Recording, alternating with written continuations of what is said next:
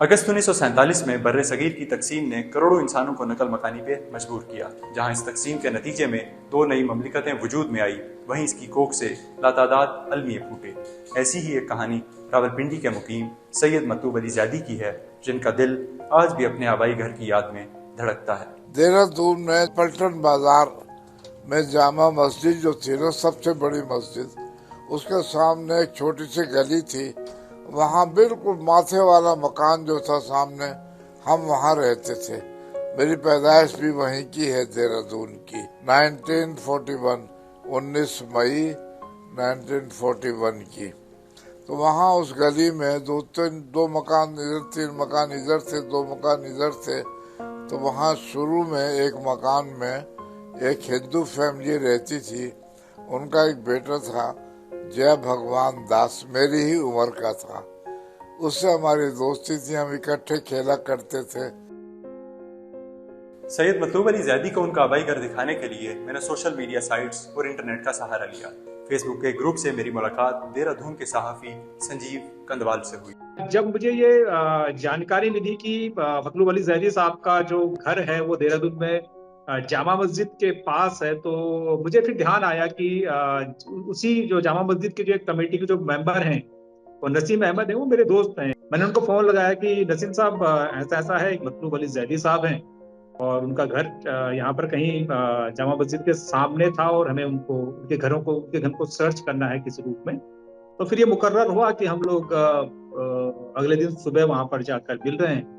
तो मैंने उस दिन की छुट्टी ली स्पेशली कि आज ये काम करना है। मैंने कहा अपने वर्किंग आवर्स में मैं काम को नहीं कर पाऊंगा, तो मैंने उस दिन छुट्टी ली और उस दिन मैं सुबह ही ये 11 बजे के आसपास मैं वहां पहुंच गया और उनको बुलाया मैंने, नसीम अहमद साहब को। तो फिर हम लोगों ने वहां पर सर्चिंग शुरू की कि वो लोकेशन कौन सी हो सकती है, कहाँ हो सकती है।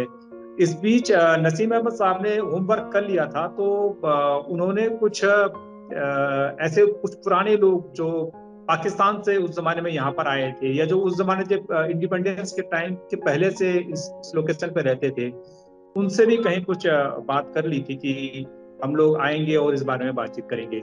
तो कुछ फैमिलीज के जरिए हम लोगों ने बातचीत की कि जैदी साहब का कोई फैमिली यहाँ पर रहती थी। बट अनफॉर्चुनेटली जैदी साहब को पहचानने वाले लोग कोई भी यहाँ पर नहीं थे। ज्यादातर लोगों ने ये कहा कि ये बहुत पुरानी बात हो गई है, और ये लोगों ने कहा कि हाँ, उस समय इस लोकेशन पे बहुत सारी मुस्लिम फैमिली रहती थी, लेकिन अभी उनमें से कोई भी नहीं है, तो उनको कोई पहचानने वाला अभी नहीं था। बट जो भगवान दास का एक जो उन्होंने परिचय दिया था कि भगवान दास उनके पड़ोस में रहते थे, तो भगवान दास की फैमिली को पहचानने वाले कई लोग वहां पर हमको मिल गए। कई लोगों ने कहा कि हाँ, भगवान दास किस बिल्डिंग में रहते थे।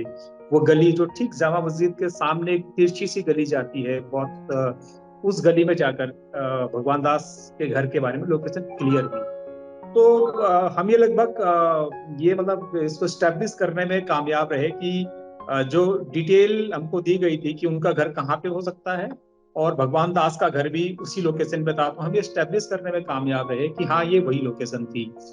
तो फिर कई लोगों ने भगवान दास जी की फैमिली भी 73 के आसपास फिर यहाँ से मूव कर चुकी थी। वो भी कहीं और हैं, शायद उनकी डेथ हो गई है, उनकी फैमिली के लोग भी दाएं बाएं चले गए हैं।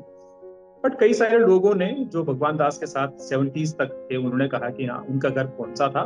और जो आपने डिटेल दी थी, जो मुझे सोशल मीडिया से जरिए मिली थी कि मतलूब अली ज़ैदी साहब का घर कहाँ पर हो सकता है, वो और भगवान दास की लोकेशन एक बराबर मिल रही थी। फिर हमने कुछ फोटोग्राफ्स क्लिक किए, कुछ वीडियोस बनाए, और फिर उस रात को जब आपने ज़ैदी साहब से बात कराई, तो मेरे ख्याल से वो उनको पहचान रहे थे और उनकी आंखों में एक चमक दिख रही थी।